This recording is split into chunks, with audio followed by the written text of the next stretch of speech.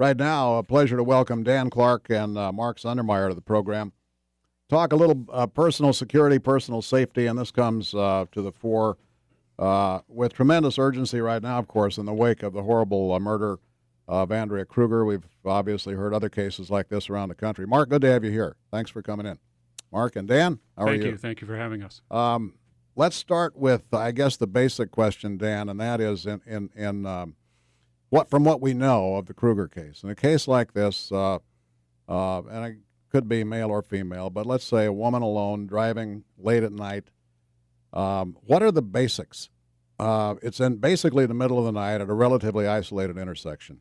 What would you advise people to do and not do? Well, that brings a good point. I would suggest that one of the things that we teach in driving, and this is at any time, is that people maintain their situational awareness. And this includes paying attention to what's going on, not paying attention to their cell phone or the radio or anything of this nature, but paying attention to what's going on around them. And additionally, always leaving themselves an avenue of escape. So the rule of thumb that we teach during our women's self-defense courses is to be able to see the tires of the vehicle in front of you.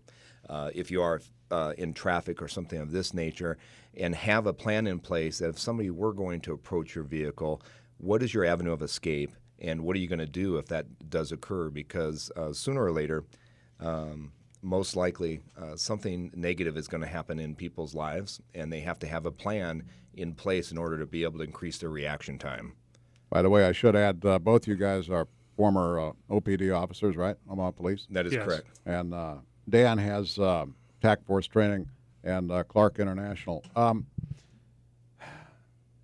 had a correspondence from a Facebook friend, and this sounds plausible. You're familiar with the term bump and grab, and this guy said it is certainly possible. We don't know what happened specifically in the Andrea Kruger case, but it is possible. Apparently, this is one of the tactics that bad guys use, is they'll bump your rear bumper, not hard enough to cause a major crash, but hard enough so you want to get out and check for damage.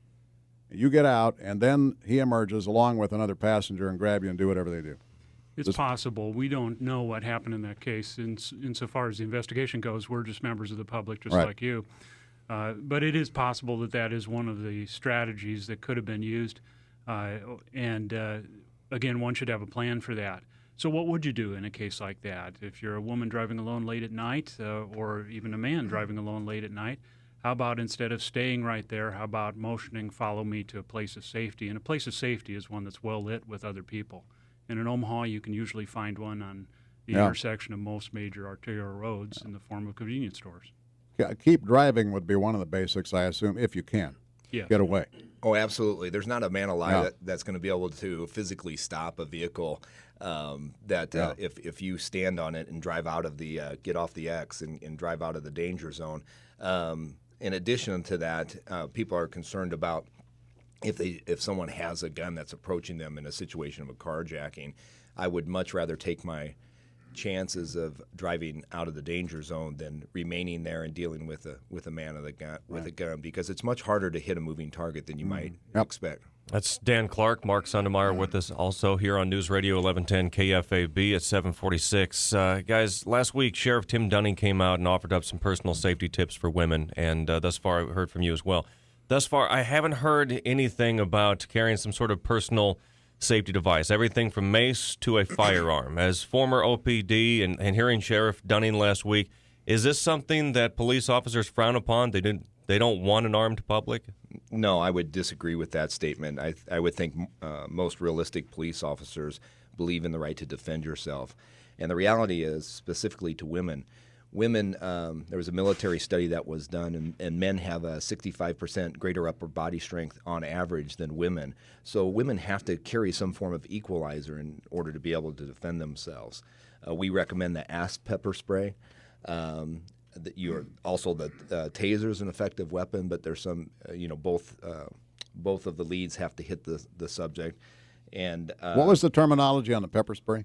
A company that we recommend, ASP, makes a pepper ASP? spray. Okay. Yeah, makes a very effective pepper spray and is works off of gross motor skills in order to be able to deploy it. And I also recommend during my women's self-defense classes that women carry some form of knife that is easily opened, a lock blade knife, if that's something that they're capable of doing or if they're willing to do, that they can open with their thumb.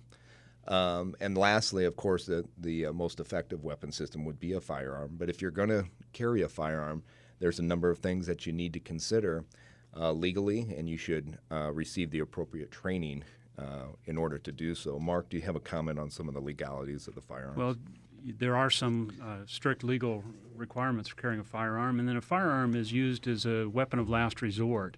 And so a lot of times people, when they're in a fearful state, go to an emotional response, which is, in many cases, they want overwhelming force that they can return an aggressor's force back to them with, and so they respond with the idea of getting firearms.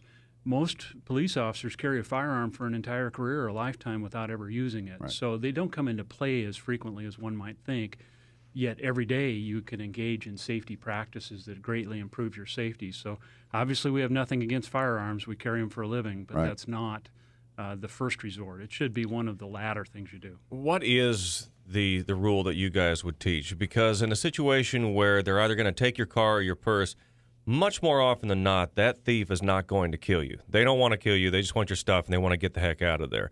You've got the means of defending yourself, but you're also armed with the knowledge of this person probably doesn't want to kill me. Should I just let him take the stuff and then go?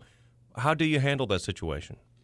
Well, criminals are minimalists. If they wanted to work for a living, they'd have a job. So they're going to take the easy way out. So give them the easy way out. Worry about your physical safety, the safety of the people that are with you. Anything else can be replaced. But with that stated, there's people need to realize that there's and everybody needs to wake up. There's many more predators out there in society, whether they're the criminal element or the mentally ill, that it's no matter what you do, you're not going to satisfy them. So you may have to defend yourself, and that's where the appropriate strategy and training comes into play. And it's something that everyone needs to, their situational awareness, people need to wake up because there are predators out there. I've heard, Dan, at least one other expert such as yourself say, trust your instincts, because we get a feeling of fear or trepidation for a reason. We're hardwired, and you've got a book called The Gift of Fear, right? Yes. Did you write this? I did not write this book. A gentleman by the name of Gavin DeBecker wrote the book The Gift of Fear, and I think that's the guy. I think that's the guy. Yeah, Gavin, I would recommend this book for everybody. It's both male and female. Right. Okay. Hey, guys, thanks. Are you saying, we know we're seeing, for a couple of years now, an increase in the number of permits for concealed carry. Are you seeing more people coming to your classes? Yes. Coming to you for training? Yes. We do provide carrying concealed weapons training classes, and we have seen an increase in number of people who are wanting that form of training. Hey, good to have you guys here. Thanks so much for the info. Thank Dan you. Clark and Mark Sundermeyer. And Dan is the owner of TAC Force Training and Clark International. Both guys Scott retired. Rees, Jim Rose, Lucy Chapman, and Roger Olson. It's Gary Settlemeyer Oh, and the excuse me. 1110 I interrupted KFAB myself. Good Morning Show. Both guys veterans of the Omaha Police Department.